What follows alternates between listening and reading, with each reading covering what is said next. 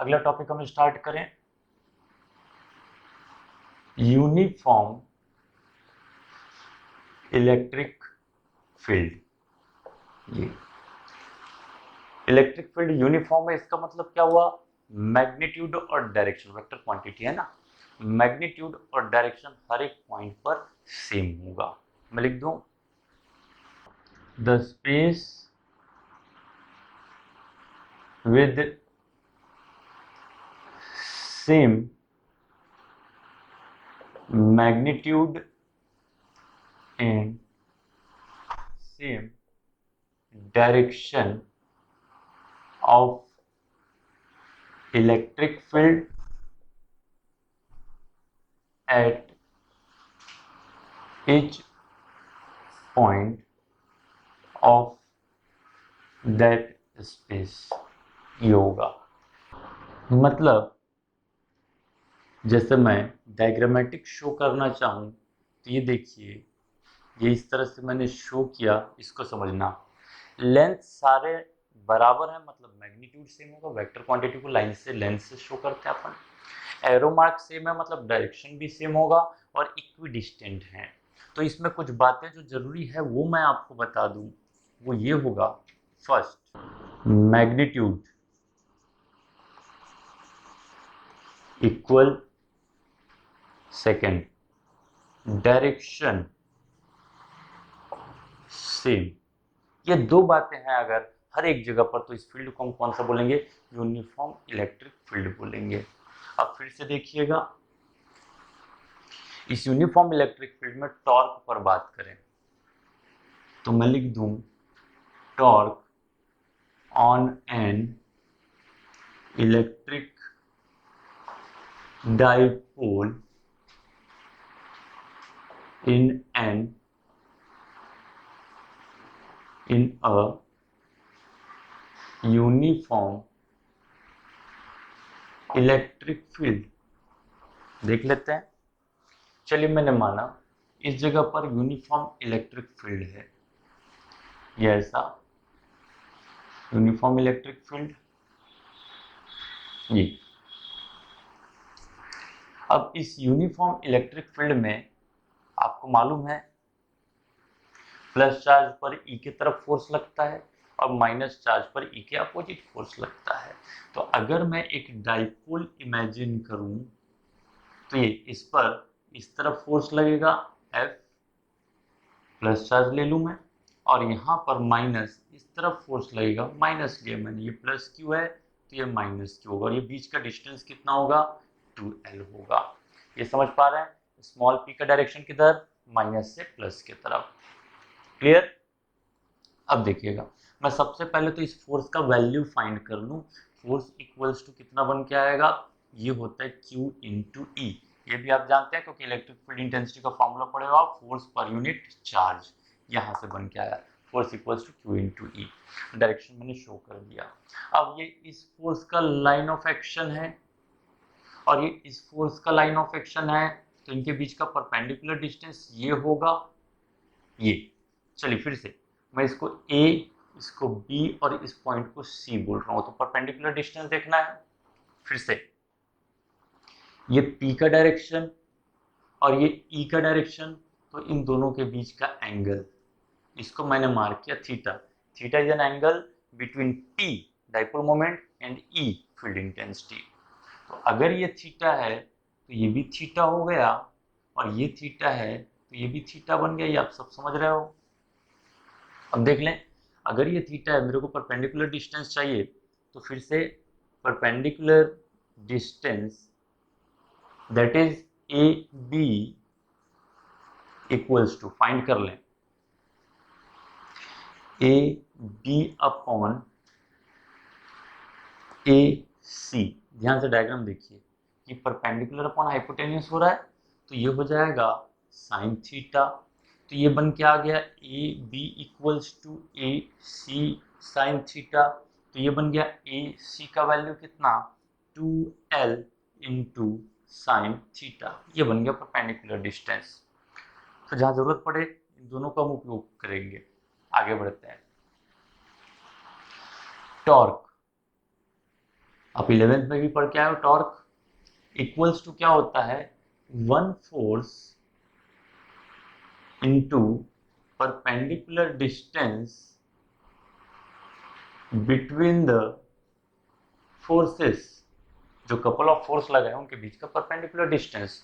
तो एक फोर्स कितना है, क्यू ई, ये देख लो, परपेंडिकुलर डिस्टेंस कितना है, इनटू ए बी, तो ये हो गया क्यू ई इंटू, ये बन के आया है perpendicular distance 2l sine theta, 2l sign theta, तो ये बन गया आपका Q into 2l into E into sine theta. Torque को शो करता है टाउ से ये। तो फिर से आप ध्यान से इतना देखिए, ये तो डाइपोल मोमेंट है, स्मॉल पी से शो करते हैं, तो मैंने लिखा this tau equals to P into E into sine theta, ये बन गया हमारा टाउ का फॉर्मूला। क्लियर सबको? फिर देखिएगा, पी वेक्टर क्वांटिटी है, ई वेक्टर क्वांटिटी है, साइन थीटा में theta angle between P and E है, टाउ भी वेक्टर क्वांटिटी। तो अगर मैं इसी को वेक्टर फॉर्म में लिखना चाहूं, वेक्टर फॉर्म में, तो क्या लिखूंगा, tau equals to vector vector vector cross product और वेक्टर प्रोडक्ट होगा, तो ये क्रॉस लगा दिया मैंने, ये इस तरह से ये फॉर्मूला बन के आया। क्लियर सबको? चलिए नोट करिए। चलिए अब नेक्स्ट टॉपिक पर आते हैं, work done to rotate electric dipole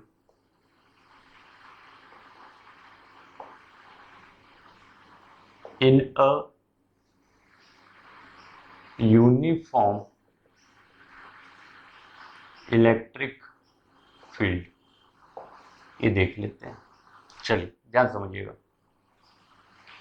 आपको मालूम है टाउ का फॉर्मूला इक्वल्स टू, अभी अभी हमने पढ़ा था, P into E into sine theta, ये आपको मालूम है। अब वर्क के बारे में बात करें तो ध्यान देना, टाउ जो है वो कांस्टेंट नहीं है, टाउ डिपेंड कर रहा है थीटा पर, तो टाउ वेरिएबल हो गया। और अगर मैं वर्क निकालना चाहूं तो वर्क इक्वल्स टू क्या होगा, फोर्स इनटू डिस्प्लेसमेंट होता है ये।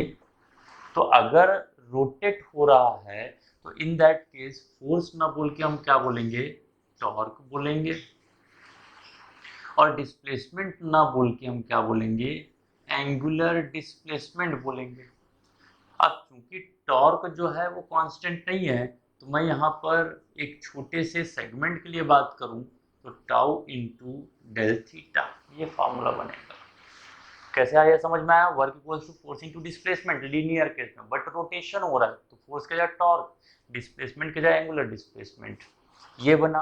अब del W equals to tau कितना है, P into E into sine theta into D theta. अब टोटल वर्क निकालना है तो इंटीग्रेट कर देंगे, पी ई साइन थीटा को थीटा के रिस्पेक्ट में, from theta 1 to theta 2, constant term बाहर आ जाएगा, P E integration of sine theta with respect to theta from theta 1 to theta 2, ये हो जाएगा। अब फिर से तो ये बन के आया, पी ई साइन थीटा को इंटीग्रेट करना है तो माइनस कॉस थीटा, तो ये हो गया माइनस कॉस थीटा, और लिमिट लगा दें थीटा 1 से थीटा 2 तक, तो फॉर्मूला बन गया पी ई, ये देखिए upper limit cos theta 2 minus lower limit cos theta 1, तो ये माइनस ऑफ माइनस प्लस हो जाएगा। तो मैं इसको कुछ इस तरह लिख दूं, इसको पहले इसको बाद में लिख देता हूं, cos theta 1 minus cos theta 2, ये फॉर्मूला बन गया वर्क का। कहां से कहां तक रोटेट कर रहा है, थीटा 1 से थीटा 2 तक। अब इसके अलग अलग केसेस देख लेते हैं। चलिए हम बात करें केस 1 पर, तो ये हम रोटेट कर रहे हैं from theta 1 to theta 2, theta 1 मैंने 0 डिग्री लिया और थीटा 2 मैंने थीटा लिया, मतलब from 0 degree to any particular angle मैं उसको रोटेट कर रहा हूँ। तो वर्क डन कितना होगा चेक करें, PE cos theta 1 minus cos theta 2, ये बन के आएगा PE cos theta 1 0 minus cos theta, तो ये फॉर्मूला बना वर्क का PE cos 0 is 1 minus cos theta, ये बन गया ये। कब? जब मैंने उसको रोटेट किया 0 डिग्री से, P का डायरेक्शन और E का डायरेक्शन सेम था, से किसी एंगल तक रोटेट किया तब वर्क। केस 2 पर आ रहा हूं, ये भी समझिए आप। केस 2 देखिए, मैंने अब रोटेट किया from theta 1 to theta 2। Theta 1 अब मैं ले रहा हूं π/2 90 डिग्री से, यानी पर्टिकुलर एंगल थीटा तक, और इसको बोला जाता है स्टैंडर्ड पोजीशन बोला जाता है। याद रखिएगा, ये वाला पोजीशन स्टैंडर्ड पोजीशन, मतलब स्टैंडर्ड पोजीशन से थीटा डिग्री तक। तो अब वर्क का फॉर्मूला लगा दूं मैं, तो PE cos theta 1 that is π/2 minus cos theta 2, ये हो गया। तो ये बन के आया PE cos 90 0 minus cos theta, 0 को हटा दो, ये बन गया माइनस PE cos थीटा, ये वर्क का फॉर्मूला बन के आया। अगर इसी को वेक्टर फॉर्म में देखना है, इन वेक्टर फॉर्म, तो देखिए वेक्टर क्वांटिटी स्केलर क्वांटिटी, और दोनों वेक्टर के बीच का एंगल थीटा, तो work equals to minus P dot E, ये बन के आ जाएगा वेक्टर फॉर्म में इसका एक्सप्रेशन। समझ आ रहा है? इसमें देखिएगा, जब 90 डिग्री से थीटा तक रोटेट करते हैं तो उस पर्टिकुलर कॉन्फ़िगरेशन थीटा के लिए इसको पोटेंशियल एनर्जी बोला जाता है। तो this work is also known as potential energy for which configuration theta, equals to formula बन के आया माइनस P डॉट E, ये बन के आ गया फॉर्मूला आपका। तो यही हो गया पोटेंशियल एनर्जी। पोटेंशियल एनर्जी कब? जब एंगल कॉन्फ़िगरेशन थीटा हो फॉर कॉन्फ़िगरेशन थीटा, थीटा, ये चलिए नोट कर लीजिए।